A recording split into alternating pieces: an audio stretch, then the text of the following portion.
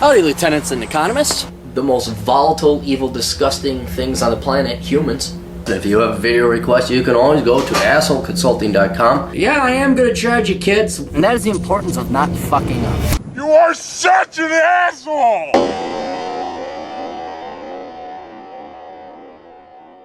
Hello everyone, old Captain here, fresh.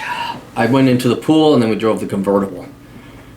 So that's why the hair is like this. So we got a twofer today, We're gonna do two things on the baby boomers because as you know, they kind of set the ground rules for the rest of us to play in this sandbox and play in this game.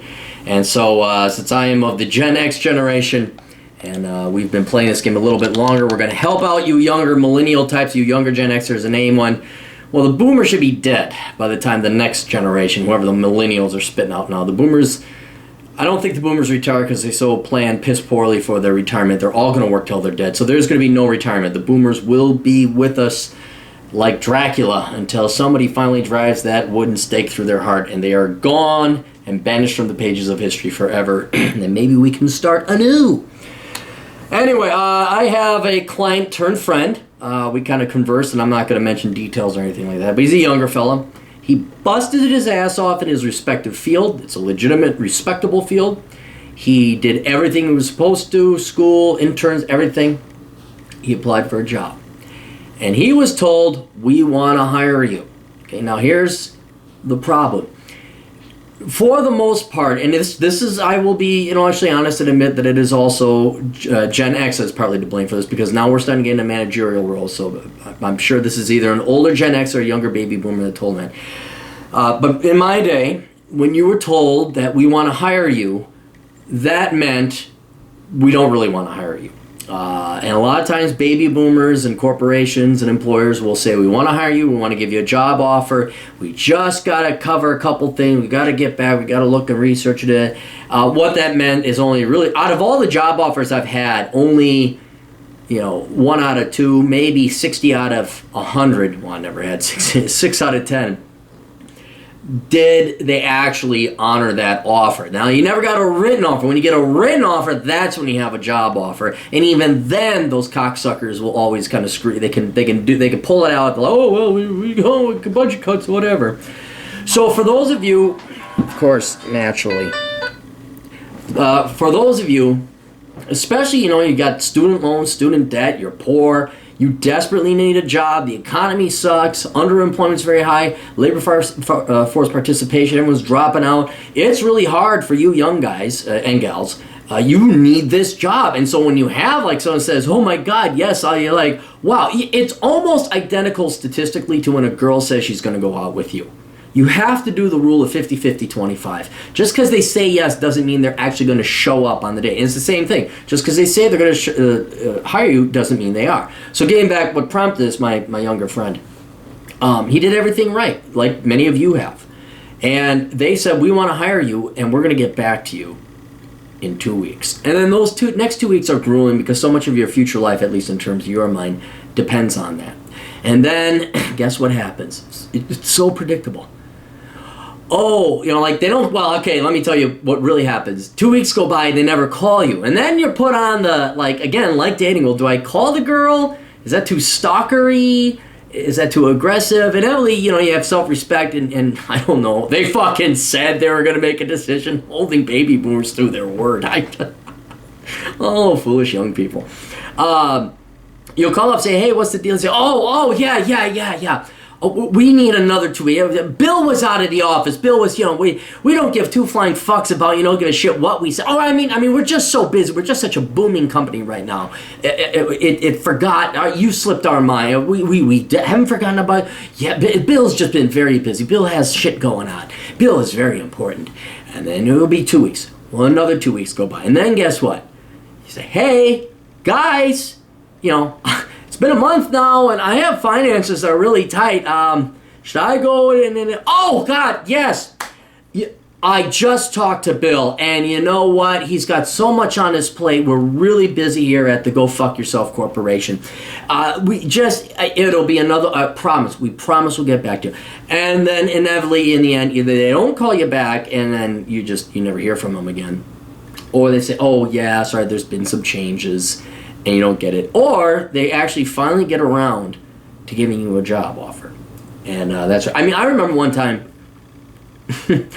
I'll give you two real quick stories so you can see what I'm talking about. One guy says, yes, I definitely want to hire you, you're my guy. I'm like, cool. And the guy says he's going to call me, like, I think it was like 2 days. Like, yeah, it's weekend, I'm going to give you 2 days. Okay, fine. Never heard from this guy again. Never heard from him again. Couldn't even find the guy that dropped off the face of the planet.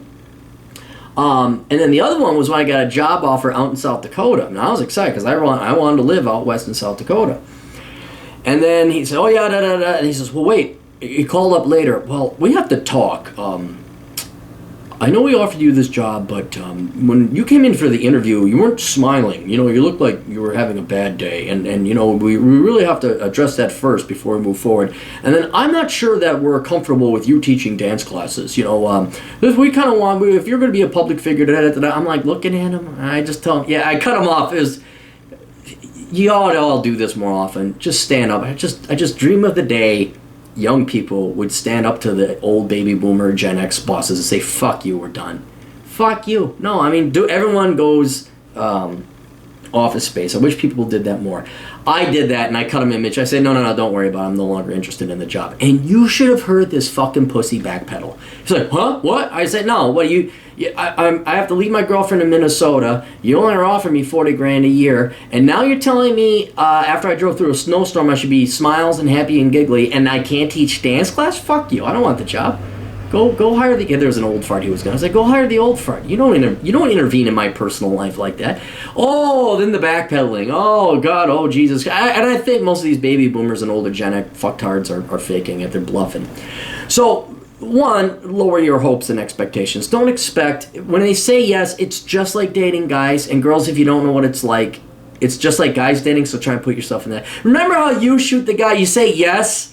And then, like, he calls you and expects you, I don't know, to honor your word, to be treated as an equal. And then you just never really wanted to go out with him, but you were such a spineless coward, you didn't have the heart to tell him no. So you just postponed that decision and had the added benefit of stringing him along and causing him strife. Don't worry, there won't be any consequences, unforeseen consequences later on down the road. That's what it's like. But in any case, treat it like dating. You know, don't bank on it. You always apply. You're always in your game. Your resume is always out there circulating. And when a baby boomer or any employer, I believe it is more corporate douchebaggery than anything else. It's just the positions of power happen to be occupied by old Gen X and baby boomers. Anytime you get a job offer to say, yeah, we want to hire you, don't believe it. All right, until you're working and the check doesn't bounce, your first paycheck doesn't bounce, then you have a job. And even then, I mean, Lord help you if you can find a job that actually is what the job duties and descriptions were. I mean, that's a whole other issue. But for now, you really have to be cynical. You really have to be pessimistic because you are going from la la land where everything is perfect and wonderful and awesome from K through college education, which is an artificial environment, to the world of sucking ass. And that's the real world, where everyone lies their asses off, nobody tells you the truth, except little old Cappy here. This is why Asshole Consulting does so well. It's because apparently I'm the only fucker out here telling the truth, and everyone hates me and calls me names for it, but tough fucking shit. I'll take the money, and you guys can call me names. But that you're going to have way too high of expectations, thinking people are going to do what they say they're going to do. So I know you're fresh out of college. I know finances are now going to become tight. I know you have student debts coming due. I know that the Pell Grants and all that other stuff, your parents maybe cut you off for support. You don't have any cash flow coming in. And now you really do need that job. And you need it now. You need it fast. And I'm sorry, this is the world of suck, where they're going to say, yes, you have a job. Don't believe it. Don't get excited. Don't take them at face value. Don't take them at their word. Keep applying. Have a part-time job always in the back. And the benefit of having a part-time job at night, again, security is security, I cannot emphasize that enough, is that if you never give up your part-time job, you never do, because that's your fuck you job. So that if some cocksucker baby boomer lied to you about the job duties, which that is another video unto itself, 95% of the job descriptions out there are lies. They're just outright lies.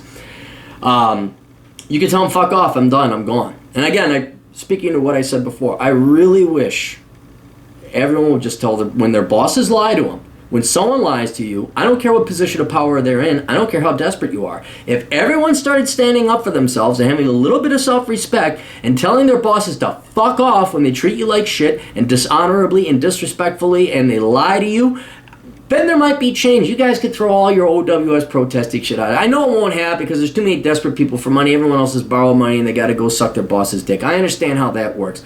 But it would be nice if you would all, just at the same time, kind of like you idiot morons who think like, if we don't buy gas this one day, that'll teach big oil. You know, that would work on education. If you all decided not to attend class, if you all decided not to register for classes for one semester, then your tuition would drop by 75% overnight. But you guys don't want to do that. Oh no, I got to go to college.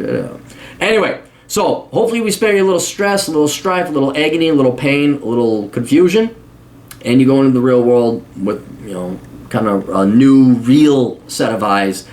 That is going, you know, it's not bad luck. That's the other thing. You'll think you're crazy. You think you're having bad luck. No, it happens to everyone. These baby boomers, and don't worry, the next video I'll be doing, you know I'm no fan of them. They're scum. They're fucking liars, scums, they're cheats, they're charlatans, and especially in corporate America. So, best of luck to all of you out there in your job hunt. Don't let it get you too down. Toodles.